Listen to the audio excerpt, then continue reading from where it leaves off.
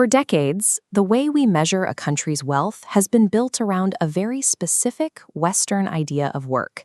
You clock in, your hours are logged by human resources, and your paycheck is recorded on a corporate ledger. Metrics like GDP and gross national income rely entirely on this highly documented, structured environment. The core flaw of this system is its dependence on documentation. If a transaction isn't officially recorded on a corporate ledger, traditional models assume it never happened. When you apply that rigid standard to India, the official ledgers show a national economic output that feels completely disconnected from a country of over 1.4 billion people. Relying on Western corporate lenses to evaluate a developing nation creates a massive statistical blind spot, obscuring the reality of how money actually moves across the country. Denver University researchers used nighttime satellite imagery to track human activity from space. This revealed a glaring anomaly. Nighttime light generation completely dwarfed official GDP ledgers, proving India's actual national income is roughly 150% larger than official estimates. That discrepancy exists because more than 90% of India's workforce operates entirely off the books, in what is known as the informal sector. Millions of street vendors and day laborers and small-scale manufacturers operate within this unrecorded space, forming a massive parallel system of trade that functions completely out of sight of official monitors. To understand how a system this large functions without formal structures, you have to look at how different cultures view time and work. In America, work culture is highly monochronic. Time is linear, schedules are rigid, and transactions are strictly professional. India operates on a polychronic model, where schedules are fluid, multitasking is the norm, and professional transactions blend seamlessly with personal relationships. This fluidity gives rise to a deeply ingrained cultural concept known as jugaad. It translates roughly to finding frugal, flexible, and intelligent workarounds to solve problems without relying on formal institutional support. That culture of improvisation turns the informal sector into a massive economic safety net. By absorbing surplus rural labor into fields like construction and small-scale manufacturing, this undocumented workforce manages to generate nearly half of the entire country's gross domestic product. This flexibility comes at a severe human cost.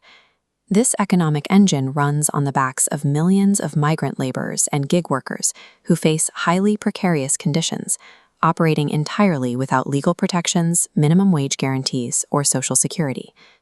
Western analysts often view a lack of corporate regulation as a structural weakness. Yet the culture of jugaad harnesses that very absence of regulation, forging a parallel economic system that adapts to shocks faster than a traditional corporate hierarchy.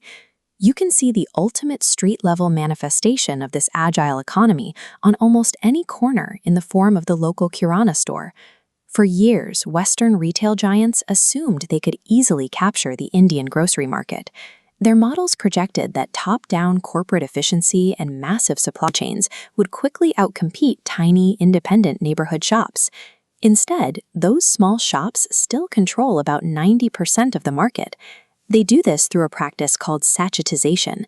A kirana owner will hyper-customize a sale to match exactly what a neighbor can afford that day, breaking down bulk goods to sell a single biscuit or a pinch of spice on demand.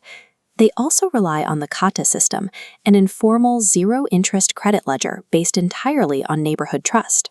It provides a level of financial flexibility for daily laborers that a corporate spreadsheet simply cannot replicate. Kirana stores continue to thrive because they operate on currencies of deep personal relationships and local trust, assets that a centralized corporation cannot mass produce. That realization has forced a major pivot in global retail strategy. Mega corporations like Amazon and Walmart have largely stopped trying to replace the independent Indian shopkeeper. This network diagram illustrates formal giants partnering directly with kirana stores. Corporations act as wholesale suppliers, providing infrastructure for digital payment systems. This hybrid model gains the efficiency of a digitized supply chain while preserving the crucial local trust the neighborhood shop owner provides.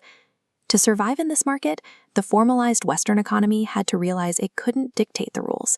It had to adapt to the realities of the informal sector. The Indian government is now adopting a similar hybrid approach. By launching digital databases like the eShram portal, they are attempting to officially track and support unorganized workers for the first time. It is a delicate balancing act.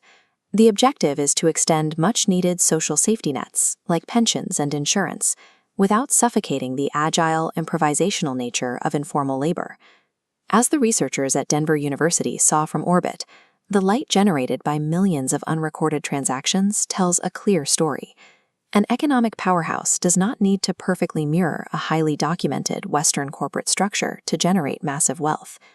The ultimate lesson of India's hidden economy is that grassroots innovation and human relationships are just as potent as top-down efficiency.